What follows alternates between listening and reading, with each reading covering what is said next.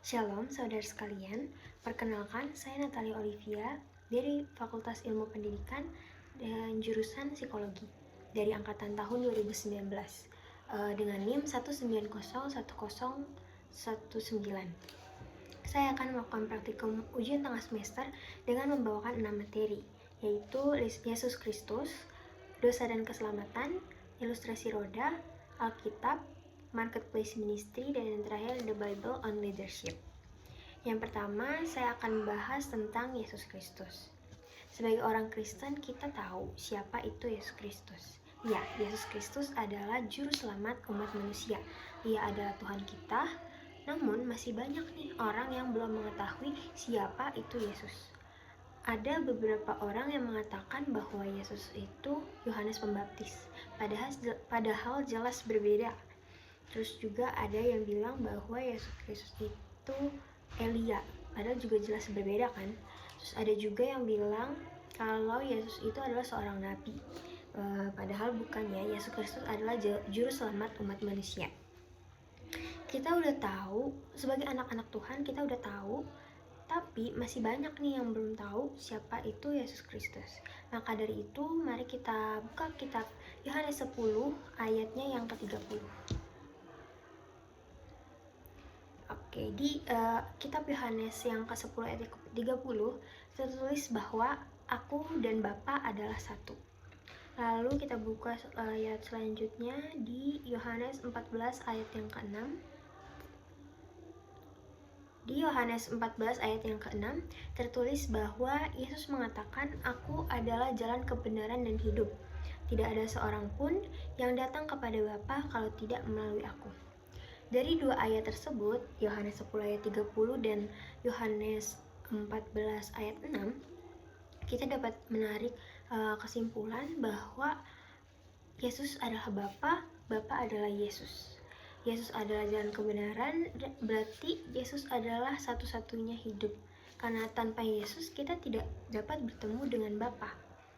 Nah, kalau dari gali ke belakang, bisa dilihat, kita ketahui bahwa eksistensi Tuhan itu sudah ada bahkan sebelum Ia lahir. Bisa dilihat di kitab-kitab perjanjian lama ataupun baru ya.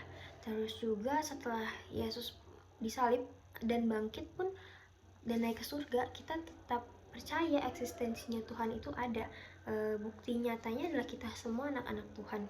Kita percaya sama Tuhan Yesus, bahwa Tuhan Yesus adalah juru selamat, padahal kita belum pernah bertemu secara langsung dengan Bapa. Mungkin ada yang sudah bertemu, tapi ada juga yang belum. Nah, banyak juga orang yang tidak percaya bahkan menentang Yesus, namun pada akhirnya malah mengikuti Yesus. Salah satu contoh nyatanya itu adalah Saulus. Awalnya Saulus yang ia mencari-cari orang-orang yang percaya pada Tuhan dan dibunuh. Tapi pada akhirnya ia malah mengikut Tuhan. Terus juga ada seorang jenderal, itu Paulus atau Saulus adalah contoh dari Alkitab. Sedangkan contoh yang tidak ada di Alkitab itu ada seorang jenderal yang ia sangat ingin mencari celah ajaran Yesus. Sampai akhirnya ia membaca-baca di Alkitab karena ingin mencari celah, jadi dia sering membaca Alkitab dan pada akhirnya ia malah percaya sama Tuhan Yesus. Karena setelah ia menelusuri lebih dalam, ia jadi paham apa itu kebenaran dan mengetahui bahwa siapa itu kebenaran. Sudah dikatakan sebelumnya, saya sudah mengatakan bahwa tadi Yesus adalah kebenaran. Pada akhirnya ia tidak dapat mencari celah dari ajaran Yesus, namun ia malah mengakui bahwa Yesus adalah Tuhan. Ajaran Yesus tidak dapat dijatuhkan, dihancurkan, atau dicari-cari celahnya. Kenapa? Karena Yesus sendiri itu adalah kebenaran. Sama seperti yang tertulis dalam Yohanes yang ke-14 ayatnya yang ke-6. Sebelumnya, Yesus adalah jalan kebenaran. Lalu yang namanya kebenaran berarti benar adanya. Yang mendukung Yesus adalah kebenaran, salah satunya adalah kekekalan. Karena jika suatu hal itu adalah kekal, berarti itu benar adanya. Yesus adalah kekal karena sampai saat ini saja kita masih bisa merasakan kasih-Nya. Kita masih bisa bangun pagi, masih bisa bernafas, masih bisa berkuliah, mengikuti kuliah, dan masih bisa mengambil video ini dan melaksanakan UTS. Itu semua karena kasih Tuhan. Kalau ditarik kesimpulan, bisa dikatakan bahwa Yesus adalah satu-satunya. Satu-satunya apa? Satu-satunya kebenaran, satu-satunya hidup, satu-satunya yang sayang sama kita, satu-satunya kasih di dunia yang tanpa pamrih. Kenapa tanpa pamrih? Karena kita tidak dapat membalasnya. Apa sih yang kita punya yang Tuhan tidak punya? Tidak ada. Jadi Tuhan Yesus memberikan kasih-Nya kepada kita tanpa pamrih, karena kita tidak bisa membalas apapun kepada Tuhan. Dan juga yang terakhir adalah satu-satunya juru selamat. Sekian untuk materi dari siapakah Kristus. Selanjutnya saya akan membahas tentang dosa dan keselamatan. Berbicara tentang dosa dan keselamatan, manusia dan dosa seperti dua hal yang tidak dapat dipisahkan. Bahkan bayi yang baru lahir pun sudah berdosa. Jika kita tarik ke belakang untuk mencari tahu sejak kapan sih manusia mulai berdosa, kita akan menemukan kisah tentang Adam dan Hawa yang memakan buah pemberian ular. Kita mungkin udah tahu ya kurang lebihnya ceritanya seperti apa. Yang ular menggoda Hawa untuk memakan buah kebenaran, dan Hawa pun tergoda. Setelah itu ia juga memberikannya kepada suaminya Adam, dan Adam juga memakan buah itu. Nah, setelah kejadian itu manusia jatuh ke dalam dosa dan jauh dari Allah karena Adam dan Hawa ditendang keluar dari Taman Eden. Oke, kita balik lagi ke dosa. Sebenarnya dosa itu apa sih? Tadi kan di atas saya mengatakan bahwa bayi yang baru lahir aja bahkan dalam kandungan tuh udah berdosa. Kenapa kayak gitu? Karena dosa itu bukan sekadar perbuatan. Kalau perbuatan doang kan bayi baru lahir dia kan gak berbuat apa-apa ya, masa udah berdosa? Jadi dosa adalah bukan sekadar perbuatan, tapi dosa juga adalah sebuah potensi. Dosa adalah apa yang ada di dalam diri kita. Lalu kalau seperti itu, apakah ada yang bisa masuk ke kerajaan Allah? Padahal kan semua orang berdosa. Jawabannya adalah bisa. Dan juga jawaban selanjutnya adalah karena Yesus. Satu-satunya yang tidak berdosa adalah Yesus. Maka dari itu Bapa mengutus Yesus anaknya yang tunggal untuk menjadi korban penebus dosa umat manusia yang sangat berdosa ini. Yesus menderita kesakitan, ia juga dipermalukan sebelum disalibkan ya. Ia dicambuk, diludahi, diberi mahkota duri. Dan juga selama berjalan menuju Bukit Golgota tempat ia disalib, walaupun ia sudah kelelahan, kecapean, jatuh, tapi tetap tidak dibantu gitu.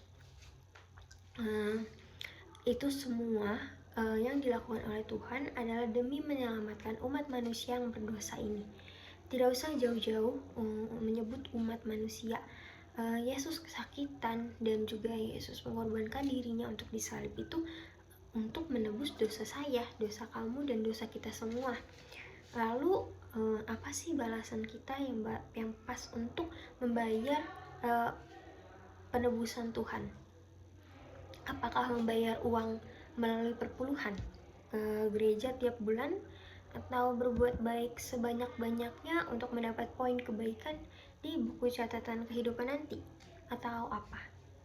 Jawabannya adalah tidak ada yang bisa kita balas, kita lakukan yang nilainya sepadan dengan apa yang Tuhan lakukan pada kita. Yang perlu kita lakukan bukan untuk membalas Tuhannya, tapi lebih kepada apa yang harus kita lakukan setelah dosa kita ditebus adalah hidup sesuai dengan perintah Tuhan. Sebenarnya memang banyak godaan untuk berbuat dosa di dunia ini. Contohnya saja saat kita bangun pagi dan hendak mengikuti perkuliahan pagi juga nih. Setelah kita masuk ke ruangan Zoom misalkan, terus ada yang membagikan link absensi. Setelah itu kita mengisi link absensi tersebut dan malah keluar dari Zoom tersebut dan melanjutkan tidur kita. Itu sudah termasuk perbuatan dosa. Selain itu juga dari lingkungan mahasiswa mungkin mencontek saat ujian atau mencontek tugas atau tidak bekerja dalam kerja kelompok. Itu adalah termasuk perbuatan berdosa. Masa sih Tuhan udah kesakitan banget, udah ngorbanin dirinya, kita siang ditebus malah ngelakuin dosa lagi? Gak bagus dong. Untuk apa Tuhan capek-capek ngorbanin dirinya, yang ditebus malah gak tahu diri? Kasarnya seperti itu. Maka dari itu mulai hari ini baiklah kita mulai hidup sesuai dengan yang Tuhan mau dan terus berjaga-jaga, karena kita gak ada yang tahu kan kapan harinya Tuhan, kapan Tuhan datang untuk menjemput kita di awan-awan yang permai. Jadi berjaga-jagalah. Baiklah, sekian untuk materi keselamatan. Selanjutnya adalah materi ilustrasi roda dari Kristen yang bertumbuh. Membahas tentang bertumbuh berarti ada beberapa fase ya. Ada fase bayi, anak, dewasa, tua atau lansia. Tapi kalau dalam konteks kekristenan mungkin pertumbuhan tuh ada dua ya. Yang pertama itu yang kecil dan yang kedua dewasa. Coba kita tanyakan pada diri masing-masing, kita ini dalam hal kekristenan masuk ke fase yang mana? Masih kecilkah atau sudah dewasakah? Masihkah kita harus terus disuapin? Disuapin ini maksudnya adalah kayak disuruh baca Alkitab, disuruh berdoa, dipaksa-paksa ke gereja, atau masihkah kita minum susu yang enak? Maksud dari susu yang enak tuh adalah mendengar khotbah yang isinya tuh berkat-berkat saja gitu. Kalau pendeta berkhotbah keras tentang dosa ataupun yang mencuri, tidak boleh mencuri dan hal lain sebagainya yang berat-berat, kita malah tidak suka atau malah tidak peduli dengan khotbah tersebut dan tidak mendengarkannya. Atau kita sudah masuk ke fase dewasa yang bisa memakan makanan keras, atau maksudnya adalah khotbah yang keras yang tadi. Bisa dijawab sama diri kita masing-masing ya, kita evaluasi masing-masing. Kalau untuk yang seharusnya sih kita udah masuk ya ke fase dewasa, karena kan umur kita ya kurang lebih udah 20 tahun ke atas lah ya, yang berarti kita udah dewasa, dan berarti juga iman kita harusnya bertumbuh dewasa juga seiring dengan pertumbuhan fisik. Kalau diilustrasiin, pertumbuhan rohani itu seperti roda. Jadi ada 3 bagiannya. Yang pertama itu pusat, yaitu Yesus Kristus. Yang kedua jari-jari, itu diri kita sendiri. Dan yang ketiga adalah bagian luar atau pembatas. Nah, untuk bagian pusat, ini adalah ilustrasi dari Yesus. Karena Yesus adalah pusat. Tanpa pusat tidak akan ada kehidupan. Seperti yang udah saya jelaskan tadi ya di atas, bahwa Yesus adalah kehidupan. Nah, kalau tanpa Yesus kita tidak akan bisa hidup. Coba aja kalau misalnya tiba-tiba Tuhan mengambil oksigen nih dari bumi, udah dipastikan kan kita tidak dapat melanjutkan kehidupan kita. Kita bisa aja meninggal atau mati. Nah, untuk bagian jari-jari itu diibaratkan sebagai diri kita sendiri. Usaha apa yang kita lakukan untuk terus bertumbuh dan berhubungan di dalam Tuhan. Ada beberapa usaha, yaitu doa, firman Tuhan, dan persekutuan. Doa itu termasuk ke dalam hubungan vertikal ya, antara manusia dan Tuhan. Jadi vertikal. Nah, kita bertekun dalam doa berarti kita punya hubungan yang sedang berusaha menjalin hubungan yang baik dengan Tuhan. Selain itu, kita juga harus memiliki paham yang benar tentang doa. Bukan berarti setiap kita berdoa harus ada jawabannya. Setiap kita bertanya di doa harus langsung dijawab sama Tuhan. Enggak. Karena apa yang kita doakan belum tentu dikabulkan oleh Tuhan. Apa yang diberikan Tuhan akan diberikan sesuai dengan yang kita perlukan, yang kita butuhkan, dan diberikannya pula pada waktunya Tuhan, bukan waktunya kita. Lalu hubungan vertikal lain yaitu adalah firman Tuhan. Sebagai orang Kristen, kita harus menggunakan firman Tuhan sebagai pedoman hidup. Mengapa begitu? Karena semua hal itu ada di dalam Alkitab. Semua hal diajarkan dalam Alkitab. Dan semua perintah serta larangan Tuhan ada pula dalam Alkitab. Saat kita sedang bingung atau kesulitan, kita bisa mencari loh jawabannya di dalam Alkitab. Dan juga sebagai orang Kristen, jangan lupa kita untuk memberikan waktu untuk melakukan saat teduh. Saat teduh itu sangat penting loh. Kenapa penting? Karena itu adalah waktunya kita berduaan khusus bersama Tuhan tanpa diganggu oleh siapapun. Nah, selain hubungan vertikal, ada juga hubungan horizontal ke samping, yaitu persekutuan. Karena di dunia ini kita gak bisa hidup sendiri, kita kan makhluk sosial ya, jadi harus bersosialisasi. Nah, kita harus melakukan persekutuan karena di situ, di dalam persekutuan itu pasti ada Tuhan Yesus. Tahu dari mana? Ada di dalam Alkitab. Seperti yang tadi saya sebutkan bahwa untuk semua pertanyaan jawabannya ada di dalam Alkitab karena Alkitab mengajarkan segala hal. Jadi coba kita buka di Injil Matius yang ke-18 ayatnya yang ke-20. Ya, di Matius yang ke-18 ayat yang ke-20 tertulis bahwa sebab di mana 2 atau 3 orang berkumpul dalam namaku, di situ aku ada di tengah-tengah mereka. Seperti yang sudah saya katakan sebelumnya, di Alkitab ada jawabannya. Nah, selain itu kita juga harus berhubungan secara horizontal yang lain selain dari persekutuan, yaitu hubungan horizontal bersaksi tentang keluar biasaannya Tuhan di atas hidup kita.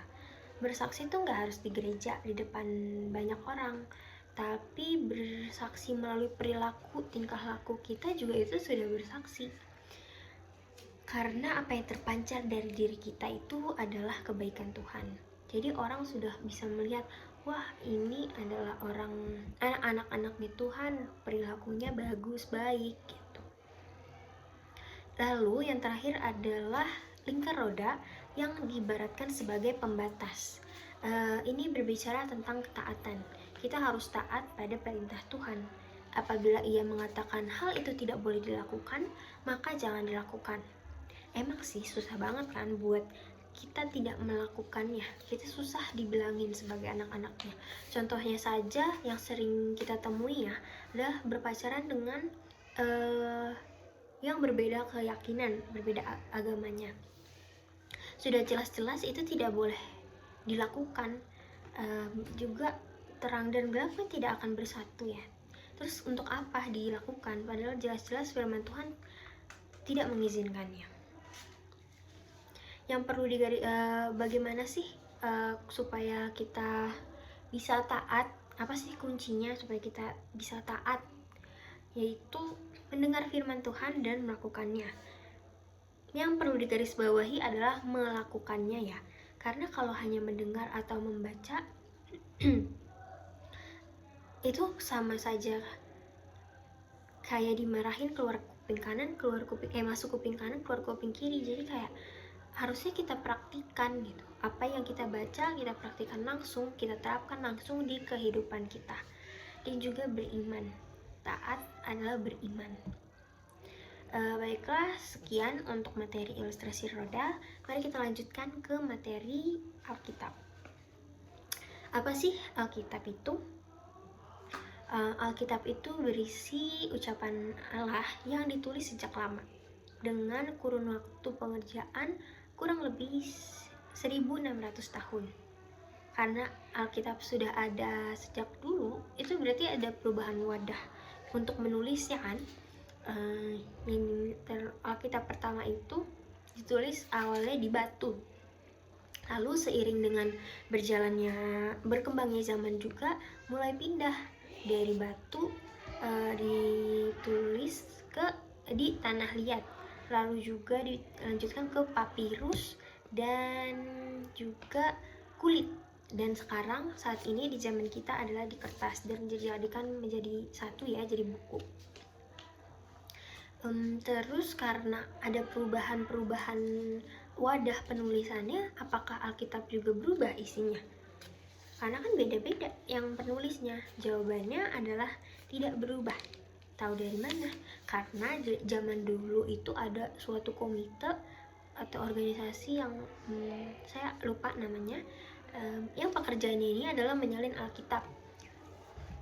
Jadi misalkan ada ada tulisan yang yang pudar itu di Alkitab, mereka akan menuliskan Alkitab baru agar yang sudah pudar ini bisa dibakar, dibuang, supaya kalau ada orang yang membaca Alkitabnya itu nggak kebingungan nih yang pudar apa katanya, kata-kata yang pudar ini apa, dan malah menyalahartikan atau salah tangkap sama isi dari Alkitab tersebut.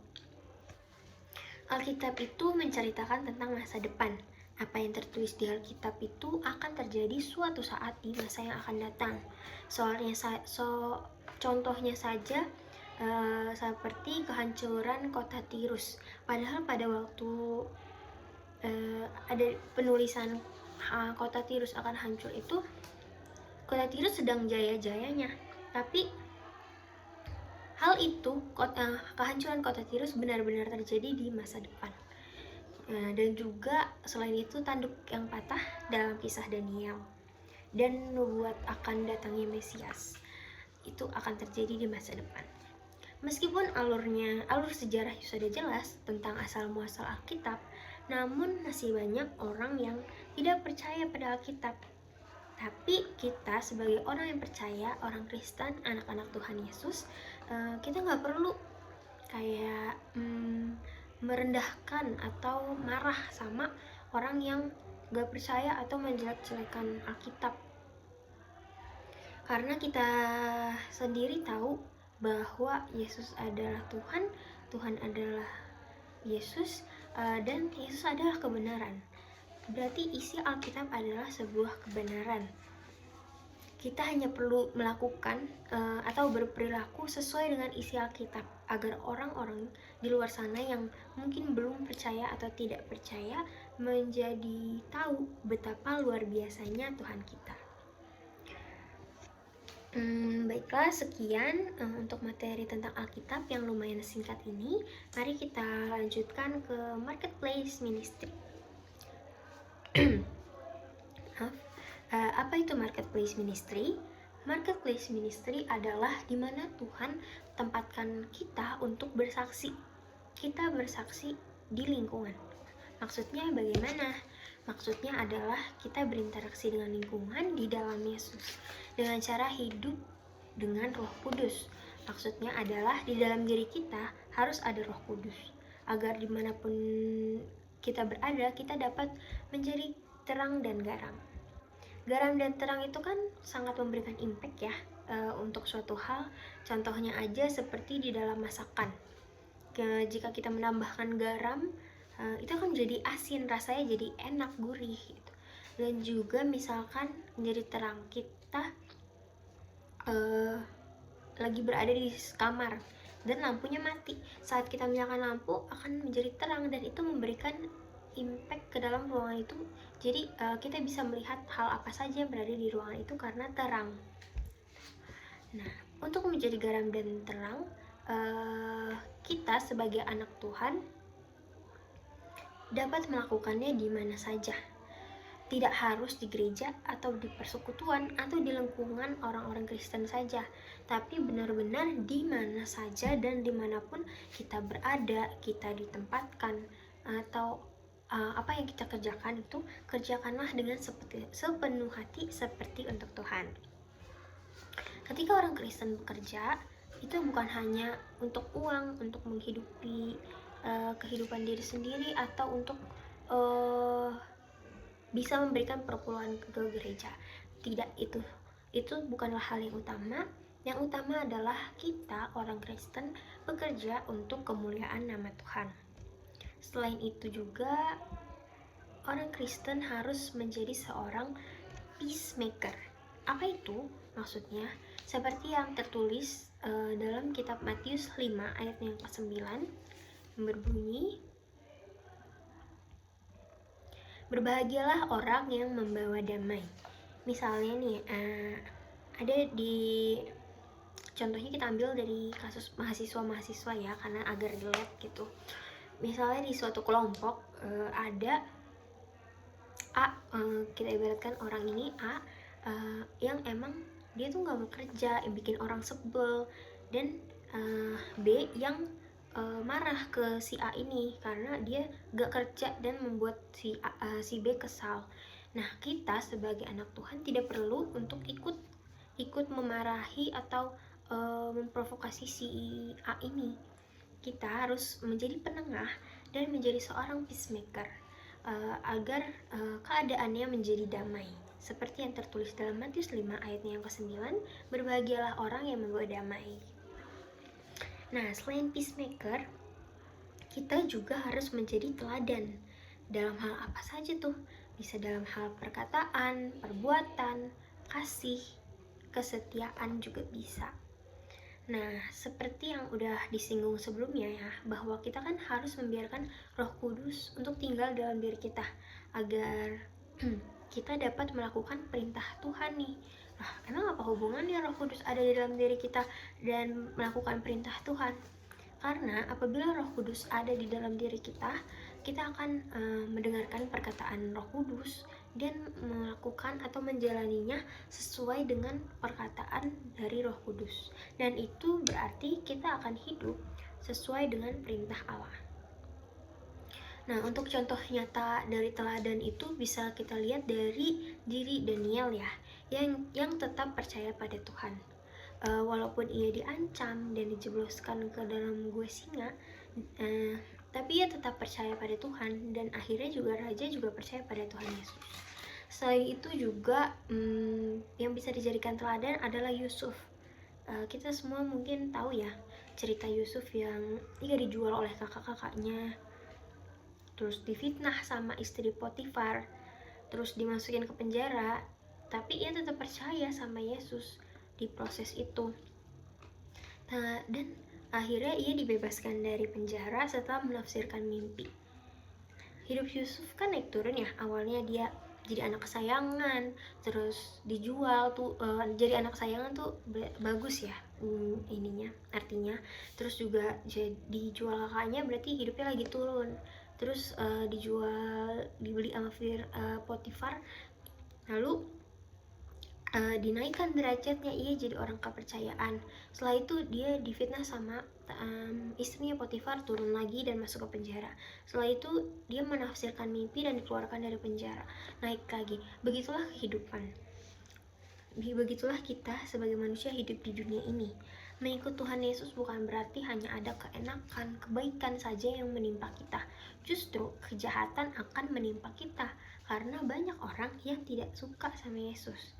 Namun kita tahu bahwa Tuhan kita adalah Tuhan yang tidak akan pernah meninggalkan anak-anaknya sendirian, dan akan mengangkat kita seperti Yesus mengangkat Yusuf. Ada ya lagu yang Tuhan tak akan membiarkan diri kita tergeletak karena Tuhan memegang tangan kita. Jadi kita tidak perlu takut, tidak perlu khawatir, karena Tuhan tidak akan membiarkan kita jatuh tergeletak. Tuhan masih tetap memegang tangan kita, menggenggam tangan kita. Kembali lagi tentang kesaksian, kita anak Tuhan haruslah menjadi garam dan terang dunia di lingkungan kita. Bukan untuk dapat pujian, ih keren ya, dia begini-begini, dia begitu-gitu, enggak. Bukan untuk itu, tapi kita melakukan hal tersebut kembali lagi untuk kemuliaan nama Tuhan. Baiklah, sampai di situ dulu untuk materi marketplace ministry. Saya akan lanjutkan ke materi terakhir, yaitu The Bible on Leadership. Dalam kepemimpinan ada 5 hal yang utama. Apa aja tuh? Yang pertama ada kejujuran, integritas, kindness and compassion, kerendahan diri, dan komunikasi. Ya, ada 5 ya. Kepemimpinan, pemimpin memimpin. Pemimpin seperti apa sih yang diinginkan oleh Tuhan? Yang diinginkan Tuhan adalah pemimpin yang jujur dan berintegritas. Contohnya siapa? Contohnya seperti Nuh, Lot, Musa, dan beberapa tokoh lainnya. Integritas dan kejujuran dapat dilihat dari perbuatan seseorang. Mereka tetap melakukan apa yang Tuhan perintahkan, walaupun itu seperti hal yang mustahil. Ambil contoh, misalnya Nuh, ia disuruh membuat bahtera yang sangat besar yang sepertinya mustahil untuk dibuat, tapi ia tetap berintegritas untuk melakukannya, walaupun itu adalah seperti hal yang mustahil. Selanjutnya juga, pemimpin harus memiliki arah dan tujuan agar ia bisa tetap di tracknya, keep on the track. Kelihatan nih apa sih yang sebenarnya akan ia kerjakan dan apa yang harus ia capai. Jadi ada tracknya. Nah, selain itu, pemimpin juga harus mengutamakan kepentingan bersama. Ia tidak boleh egois dan mementingkan kepentingan dirinya sendiri terlebih dahulu. Nah, selain memiliki arah dan tujuan, pemimpin juga harus berkomitmen. Tidak bisa tuh ada pemimpin yang pelin-pelan, yang ada anak buahnya jadi nggak percaya dan bingung, kayak kenapa nih kok pemimpin saya pelin-pelan, nggak jelas nih, nggak bener nih, dan malah meninggalkan pemimpinnya gitu. Contoh nyata dari komitmen itu ada pada diri Daniel dan Paulus. Walaupun taruhannya nyawa, mereka tetap berkomitmen pada Tuhan. Dan contohnya di Daniel ya, ia tetap berkomitmen pada Yesus dan akhirnya dimasukkan ke dalam gua singa. Lalu juga Paulus yang berkomitmen untuk tetap taat dan percaya pada Tuhan, dan akhirnya ia dilempari batu. Walaupun taruhannya besar, nyawa, tapi mereka, Daniel dan Paulus, tetap berkomitmen pada Tuhan. Oke, kembali ke arah dan tujuan. Pemimpin yang baik dan yang benar adalah pemimpin yang punya tujuan, meyakini tujuan, dan hidup dengan tujuan itu. Sehingga jika ada kesulitan, ia nggak akan ragu untuk tetap maju, terus maju, pantang menyerah, dan terus tetap maju. Selanjutnya itu adalah poin kindness and compassion. Dalam menjalani kindness and compassion ada yang namanya golden rules. Apa itu rulesnya? Rulesnya adalah lakukan kepada orang lain sebelum orang lain atau mereka itu dapat melakukannya untuk Anda, untuk diri sendiri. Karena berbuat baik itu sebenarnya menyenangkan loh, tapi berbuat baiknya tanpa pamrih ya. Karena kalau mikirin balasannya, yang tersiksa adalah diri sendiri.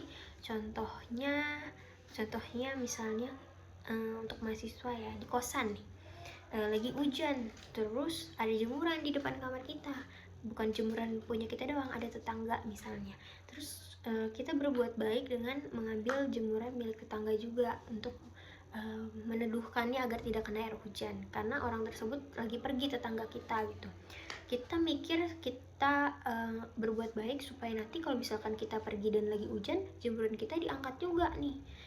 Tapi misalnya pas kita lagi pergi dan hujan, ternyata jemuran kita nggak diangkat, kan kita jadi sebel sendiri ya, nggak enak. Jadi kalau misalkan mau berbuat baik, berbuat baiklah tanpa pamrih. karena itu lebih menyenangkan. Kenapa menyenangkan?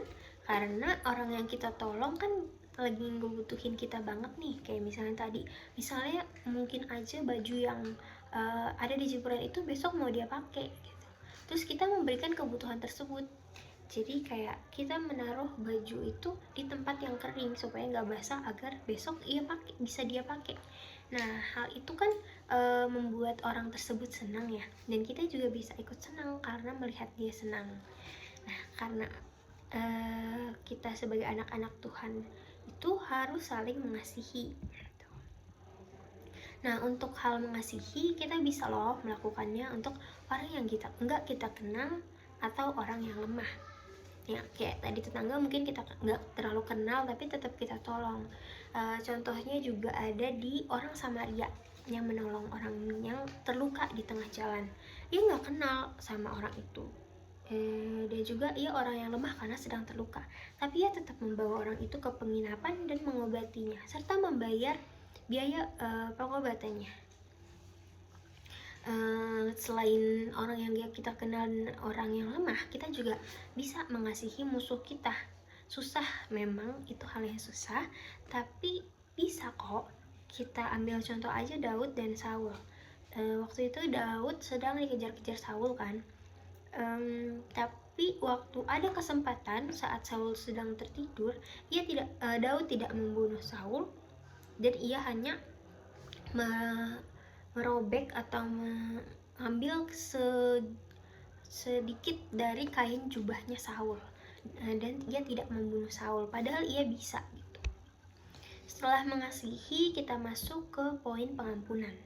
Kita sebagai orang Kristen, sebagai anak-anak Tuhan harus bisa mengampuni, karena apabila kita telah mengampuni, kita sendiri yang akan lega dan tidak akan ada perasaan tidak enak yang ada di dalam diri kita yang membuat kita tidak nyaman. Kenapa gitu kan? Yang bikin salah dia, kenapa kita harus mengampuni? Saya masih sakit hati, gue masih sakit hati gitu. Tapi coba aja untuk mengampuni dan rasakan sendiri kenyamanan di dalam diri setelah kamu mengampuni. Tuhan juga mengajarkan tentang kepedulian, empati, dan rendah diri yang harus kita terapkan ke dalam kehidupan kita. Nah, lanjut ke poin komunikasi. Pemimpin harus dapat berkomunikasi dengan baik. Kenapa? Agar dapat menjalankan kelompoknya juga dengan baik. Apabila ia berbicara dengan bahasa atau pembawaan yang kurang bisa dimengerti, bisa aja anak buahnya yang A dan B berbeda pengertian dan salah melakukan pekerjaannya dan membuat hancur pekerjaannya. Nah, kita juga dalam berkomunikasi atau berbicara harus hati-hati. Jangan sampai kita menggunakan kata atau mengucapkan kata yang membuat orang sakit hati kepada kita. Nah, selain itu juga kita harus mengembangkan kemampuan mendengar kita, karena mendengar adalah bagian dari komunikasi. Misalnya kita adalah seorang pemimpin tapi kita nggak mau mendengar ide dari anak buah kita atau bawahan kita, padahal ide itu bagus, cuman kita mungkin gengsi gitu. Tapi nggak boleh kayak gitu.